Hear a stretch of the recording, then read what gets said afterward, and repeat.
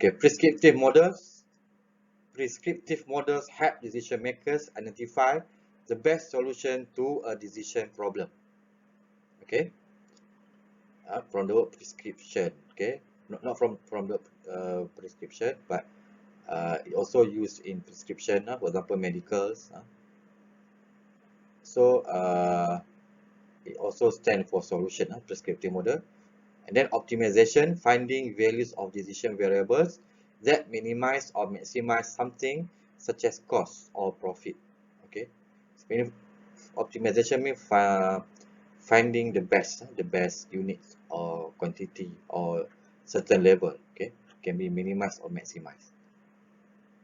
Okay, objective function, the equation that minimizes or maximizes the quantity of interest.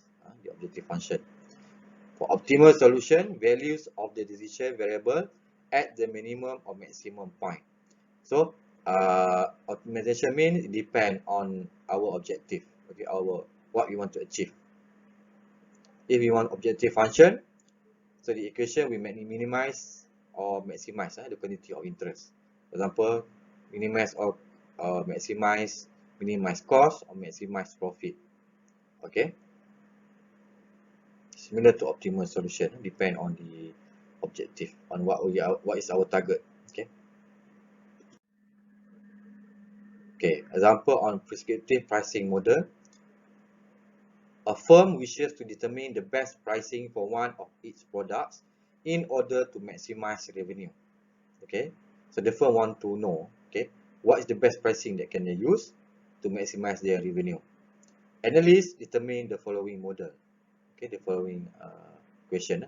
Sales is equal to negative 2.9485 multiply price plus 3,240.9.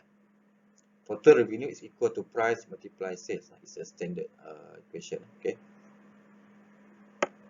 So total revenue equal to price multiply the sale. This is the sale.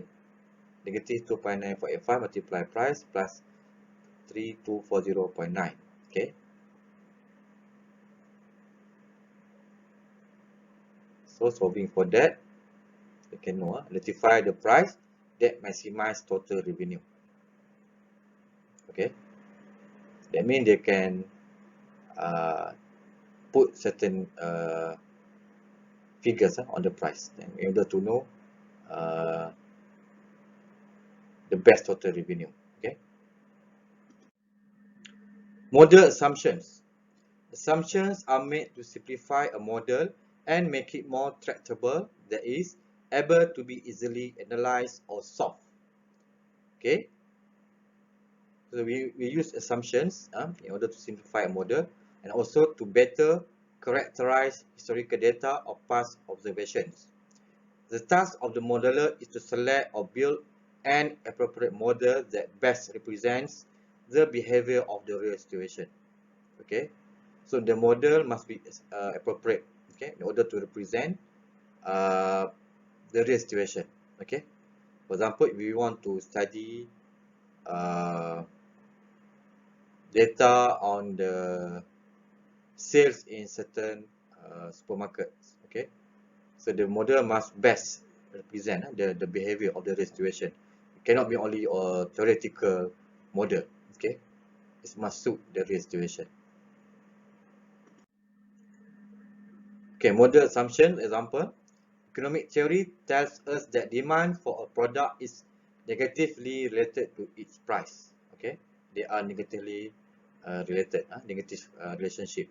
Thus, as prices increase, demand falls. Okay, it's normal. When price of products increase, normally demand for the product will be less. People won't buy the product. Less people will buy the products. And vice versa, model by price elasticity. The ratio of the percentage change in demand to the percentage change in price. They call price elasticity. So a key assumption in developing a model is the type of relationship between demand and price. Okay.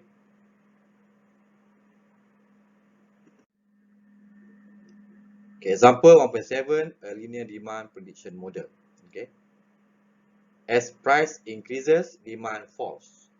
Okay. So X represent the price, Y represent the demand or quantity. So you see, as we move to the right on the price, from 80, 90, 100, I mean the price increases, what will happen to the demand? Okay, demand will be less from 19 to 100, falls to 19100 until 18800. Okay, so D is equal to A minus B multiply P, where D is the demand, okay, P is the unit price, A is a constant that estimates the demand, okay, when the price is 0, and B is the slope of demand function, consider the demand function. Okay, so this is an example of the model.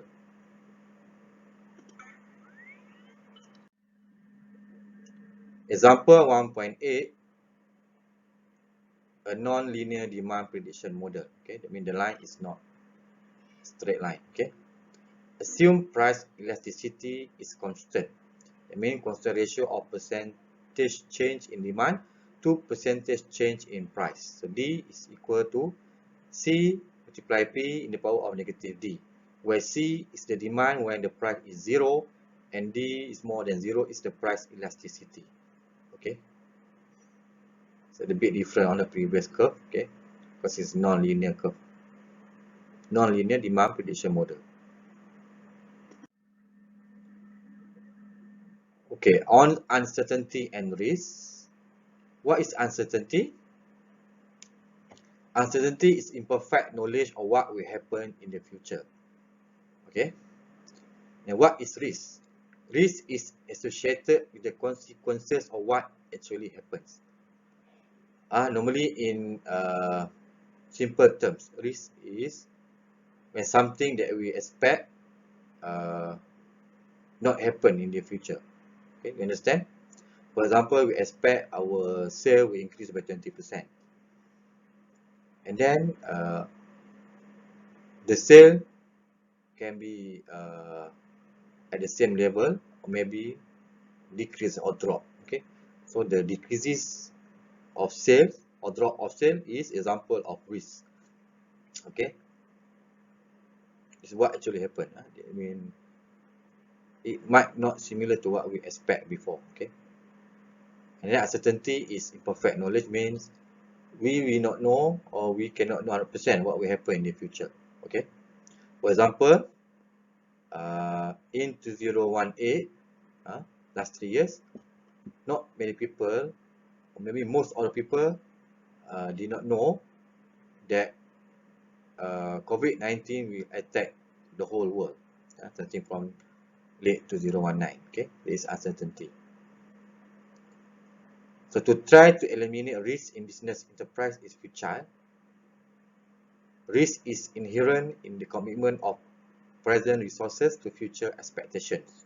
Indeed, economic progress can be defined as the ability to take greater risk. Okay, so in order to progress economically or in other aspect, we must be able to take greater risk. No choice. Okay, high risk, higher return. The attempt to eliminate risks, even the attempt to minimize them, can only make them irrational and unbearable. It can only result in the greatest risk of all, which is rigidity. And this is explained by Peter Drucker.